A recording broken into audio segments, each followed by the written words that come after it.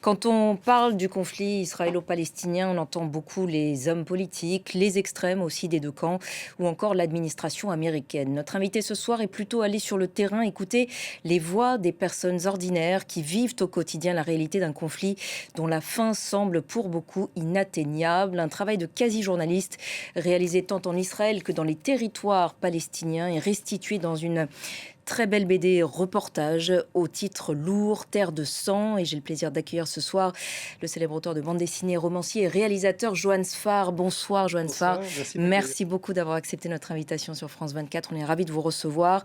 Terre de sang, c'est donc le dernier volet d'une trilogie ouverte le 7 octobre. Avant cela, il y a eu Nous vivrons et que faire des Juifs, réflexion sur l'histoire du judaïsme et de l'antisémitisme. Alors pour Terre de sang, 600 pages tout de même pour cette dernière bande dessinée, c'est monumental. Ça répondait à un véritable besoin de votre côté. Oui, d'abord, je connaissais pas du tout la société palestinienne, je connais Israël depuis toujours. Ça aurait pas été digne de terminer cette trilogie sans beaucoup de voix palestiniennes.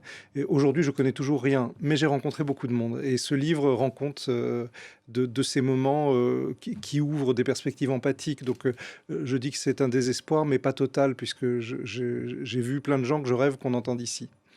Parce qu'on les entend trop peu, justement, ces histoires individuelles. Oui, il me semble qu'on est écrasé par les symboles, la politique, le journalistique, mais des voix d'individus qui racontent leur quotidien, c'est irréfutable. Dans des villes palestiniennes, le drame auquel ils sont confrontés, le manque d'espoir, il faut pas, enfin, il y a un besoin de ces voix-là, il y a un besoin de réel, il y a un besoin aussi de la complexité du quotidien des gens que j'ai rencontrés. C'est pas pour prendre la place du travail des journalistes, c'est pour aller à côté, c'est pour accompagner. Quand vous avez réalisé Que faire des Juifs, on vous a d'ailleurs, enfin certains vous ont catalogué un peu comme le porte-parole justement de la communauté juive. Ça vous a beaucoup agacé. C'est ce que vous essayez aussi de réparer à travers Mais ce nouvel ouvrage. je suis un citoyen français de culture juive qui connaît Israël depuis toujours, et mon métier c'est d'aller dessiner. Donc évidemment, quand le monde est paisible, je fais le chat du rabbin, et quand le monde est tragique, je fais d'abord Nous vivrons et ensuite La terre de sang. Mais enfin, mon métier c'est de faire le portrait des gens, de les faire parler, et j'essaye d'être objectif, certainement pas, mais j'essaye d'être honnête sur ce que Personne ne l'est. j'éprouve. Non, mais je mens pas sur ce que je suis. On voit très bien quel est mon narratif, on voit très bien comment, en arrivant en Cisjordanie, je suis surpris par des choses que j'ai pas voulu voir ou que j'ai pas voulu entendre, et j'essaye de raconter au lecteur comment je peux être désarçonné, comment certaines Des choses que vous n'avez pas voulu voir, c'est-à-dire.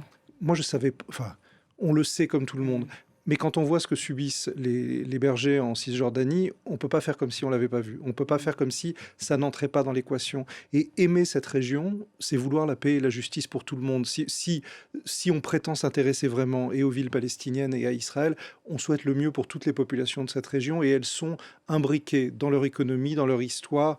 Donc moi j'ai pas de solution, c'est pas mon métier d'amener des solutions. En revanche, amener, j'allais dire la caméra, amener l'aquarelle dans des lieux où elle va pas Très belles d'habitude. aquarelles d'ailleurs. Mais par exemple, qu'est-ce que je fais quand un bédouin me raconte ce qu'il subit comme violence au quotidien? J'ai pas de caméra, donc je dessine les gestes qu'il fait, et j'ai le sentiment que l'émotion peut passer comme ça, en disant voilà, ce type avait rien d'autre que ses gestes pour m'expliquer ce qu'il subissait au quotidien. Vous êtes donc allé écouter des Palestiniens tant en Israël qu'en Cisjordanie, donc parmi les villes Ramallah, Naplouse, Hébron. Il y a eu aussi un passage évidemment à Jérusalem, même si toute la première partie de la BD restitue quand même les témoignages post-7 octobre aussi côté israélien. Vous êtes aussi allé beaucoup en diaspora, même à Venise, hein, pour justement vous faire le porte-voix aussi de ces voix israéliennes. Qu'est-ce qu'ils ont en commun, tous ces témoignages, le désespoir justement? Mais tout le monde est complètement paumé. Et je fais exprès de montrer l'Europe, ce moment à Venise où il y a un petit garçon juif religieux avec sa grand-mère, puis derrière il y a un immense poster Free Palestine. Ça dit le carambolage d'aujourd'hui avec le réveil de l'antisémitisme, avec l'injustice en Palestine, avec les gens qui savent pas quoi penser. Et donc, mon espoir, c'est dans les désespoirs communs, dans le fait que, au bout du bout, il y a des gens qui ont des familles, il y a des gens qui veulent vivre tranquillement. Et ce qu'on voit au Proche-Orient nous revient en boomerang ici. C'est pourquoi l'Europe n'est jamais absente de mon discours, parce que on voit bien qu'il y a un risque d'amener la guerre ici, si au lieu d'amener de l'humain, on amène des slogans de haine et des simplifications.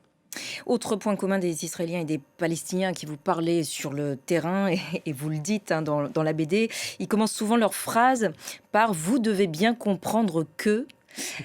Chacun se sent incompris dans la région, par l'autre notamment. Chacun répète le narratif des parents et des grands-parents, avec l'idée que les parents et les grands-parents sont morts pour cette guerre, donc il faut absolument répéter ce qu'ils ont dit, et il me semble que ces narratifs répétés jusqu'à la nausée sont une des raisons du conflit. Il y a un refus, même chez les gens les plus modérés, il y a un refus de part et d'autre de remettre en cause certaines histoires que les parents et que les grands-parents ont racontées, et qui en plus sont vraies la plupart du temps. Mais on voit que peine à exister un nouveau narratif sur la région. Et on peine aussi à se mettre à la place de l'autre. Un manque d'empathie, c'est ce qui manque Ah oui, aujourd'hui. ah oui, totalement. Je le redis tout le temps, mais c'est une évidence, il y a 12 députés arabes à la Knesset, pas un seul n'a été invité sur une grande chaîne israélienne depuis le début. Et il y a aussi la certitude partout que rien ne va marcher et que rien ne va servir à rien. C'est ça aussi qui fait le lit des extrémistes. La déshumanisation aussi dans ce conflit, c'est l'un des problèmes principaux. Bien sûr, c'est faire semblant de connaître le camp d'en face. Il y a une proximité qui fait que très vite, on va dire « Ah bah ils vont très bien » ou alors « Je sais ce qu'ils pensent ». Or, en réalité, personne ne sait rien, tout le monde est perdu, tout le monde répète des trucs, on n'est pas vraiment sûr que ce soit vrai. Chacun connaît par cœur l'argumentaire du camp d'en face. Camp d'en face, je ne parle pas seulement d'Israéliens et de Palestiniens, je parle d'Israéliens entre eux et de Palestiniens entre eux, parce que ce sont des sociétés très morcelées, avec beaucoup de conflits, et elles ont en commun, ces deux sociétés, d'être extrêmement éduquées. C'est-à-dire qu'on a des intellos partout, mais il y a un lieu d'aveuglement dans l'idée de la guerre. Oui. Alors parmi ces gens désespérés dont vous restituez les récits dans cette très belle BD, il y a Abed Al-Salam Abou Askar, journaliste, diplomate et producteur de Ramallah. On va voir donc la planche correspondante apparaître à l'antenne dans quelques instants. Il le dit, ma vie est pourrie, je n'ai jamais eu un seul jour heureux. Vous avez rencontré beaucoup de Palestiniens dans cet état ?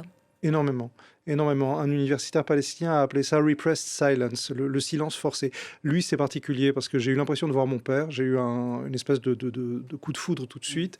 Et ce type était là pendant les accords d'Oslo. C'est un ancien dignitaire de l'autorité palestinienne. Il est aujourd'hui producteur.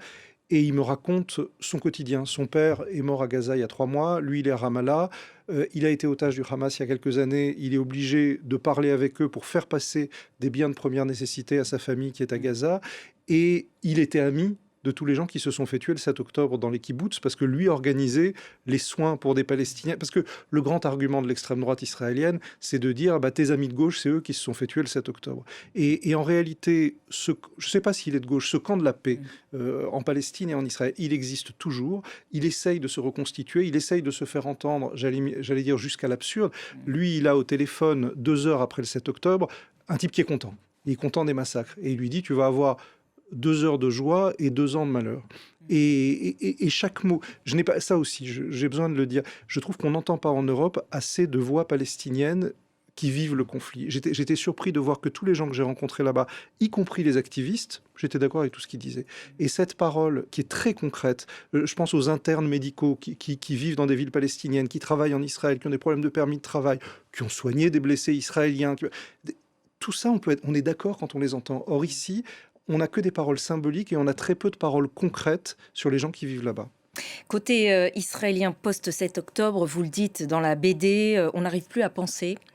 Et l'un des personnages dit aussi que tout le pays, tout Israël a besoin d'une thérapie. Comment est-ce que vous décririez la société israélienne post-7 octobre ? Oui, ça fait partie des plus gros reproches qu'on m'ait fait, parce que j'ai eu le malheur à la télévision de parler de l'état de la société israélienne, et on m'a dit mais c'est rien par rapport à la destruction de Gaza. Évidemment que ce n'est rien par rapport à la destruction de Gaza. N'empêche qu'Israël est un petit pays de conscription.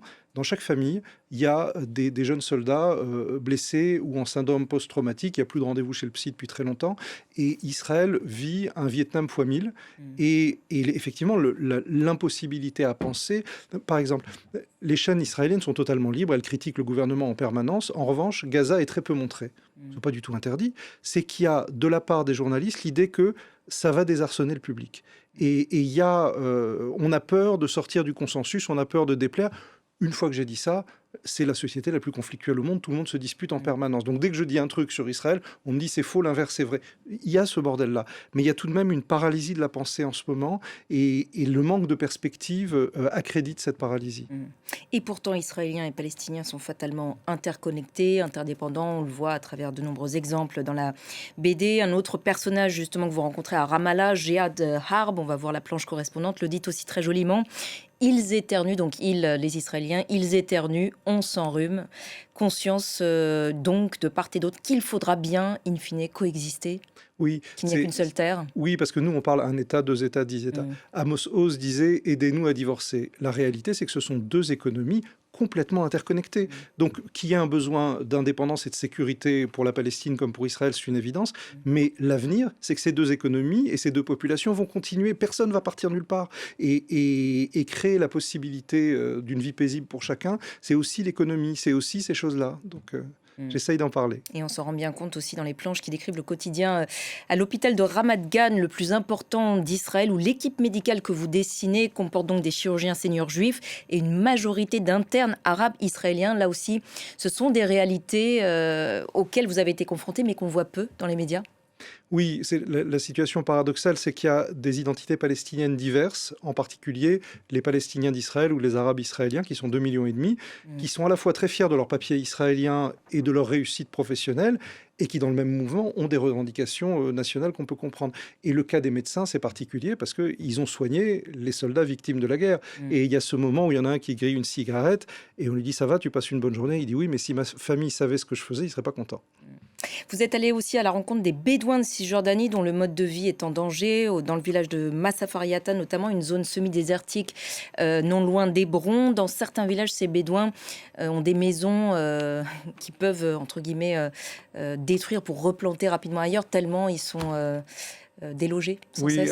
à tel point que je ne sais pas si les gens que j'ai vus sont encore vivants. C'est ce que vous voyez dans des films comme No Other Land.